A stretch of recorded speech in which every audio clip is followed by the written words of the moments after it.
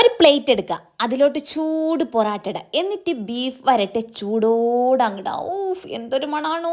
എന്നിട്ട് ഒരു പീസ് പൊറാട്ട എടുത്തിട്ട് ഈ ബീഫും കൂട്ടി ഒരു പിടുത്താങ്ങോട്ട് പിടിച്ചാലുണ്ടല്ലോ സ്വർഗം മക്കളെ. ഞാൻ ഉണ്ടാക്കേണ്ട പൊക്കി പറയുന്നില്ല, ഒടുക്കത്തെ ടേസ്റ്റ്. എന്നാൽ വേഗം പോയൊരു കുക്കർ എടുത്തോ, അതിൽ കഴുകി വൃത്തിയാക്കി 500 ഗ്രാം അളവിൽ ബീഫ് ഇട്ടോ, എന്നിട്ട് 1/4 ടീസ്പൂൺ മഞ്ഞൾപ്പൊടിയും 2 ടീസ്പൂൺ മുളക് പൊടിയും ഒരു 3.5 ടീസ്പൂൺ മല്ലിപ്പൊടിയും ഒരു 1/2 ടീസ്പൂൺ ഗരം മസാലയും പിന്നെ ആവശ്യത്തിന് ഉപ്പും ഇഞ്ചി വെളുത്തുള്ളി പച്ചമുളക് ഒക്കെ കൂടി ചതച്ചത് ഇട്ടിട്ട് നിങ്ങൾക്ക് വെറുപ്പുള്ള സകലരുടെ മുഖവും മനസ്സിൽ ഉറപ്പിച്ച് നല്ലോണം അങ്ങ് തിരുമ്മി യോജിപ്പിക്കും. ഇനി വലിയ പണിയൊന്നുമില്ല, കുറച്ച് കരിവേപ്പിലയും ഒരു 1/4 കപ്പ് വെള്ളവും വെച്ച് ഒരു 5-6 വിസിൽ അങ്ങോട്ട് വരുത്തിക്കുക. ബീഫിന്റെ വേവ് അനുസരിച്ച് വിസിൽ കൂട്ടുകയും കുറക്കൊക്കെ ചെയ്യാം. ഇനി ഒരു പാത്രം എടുക്കുക, അതിലൊരു 3 ടേബിൾ സ്പൂൺ വെളിച്ചെണ്ണ ഒഴിക്കുക, എന്നിട്ട് ചെറിയുള്ളിന് മസ്റ്റാണ്, അതിലോട്ട് ഒരു 10-15 ചെറിയുള്ളി മുറിച്ചതും പിന്നെ തേങ്ങാക്കൊത്തും വറ്റൽമുളകും കരിവേപ്പിലയും ഒക്കെ ഇട്ട് നല്ല ചൊകന്ന് വരെ വാട്ടിയെടുക്കണം. ഇനി ഒരു സവാളയെ അതിലിട്ട് വഴറ്റിയെടുക്കുന്നുണ്ട്. സവാള ഒന്ന് വഴണ്ടി വന്നതിന് ശേഷം ഒരു ചെറിയ തക്കാളിയും കൂടിയിട്ട് വഴറ്റിയെടുക്കും. ഇനി നമ്മൾ നേരത്തെ വേവിച്ച് വെച്ച ബീഫ് ഉണ്ടല്ലോ, അത് ഇതിലോട്ട് തട്ടിക്കൊടുക്കുക. എന്നിട്ട് ആ കുക്കർ തന്നെ ഒരു 1/4 കപ്പ് വെള്ളം കൂടി ചേർത്ത് കൊടുക്കുന്നുണ്ട്. പിന്നെ ഒരു 2 ടീസ്പൂൺ കുരുമുളക് ചേർത്ത് കൊടുക്കുക. ഒരു കുറവ് മതിയെങ്കിൽ 1 ടീസ്പൂൺ ചേർത്ത് കൊടുത്താൽ മതി കേട്ടാ. എന്നിട്ട് കുറച്ച് മല്ലിയിലയും കരിവേപ്പിലയും ഇതിന്റെ മുകളിൽ വെതറി ഇട്ട് കൊടുത്തിട്ട്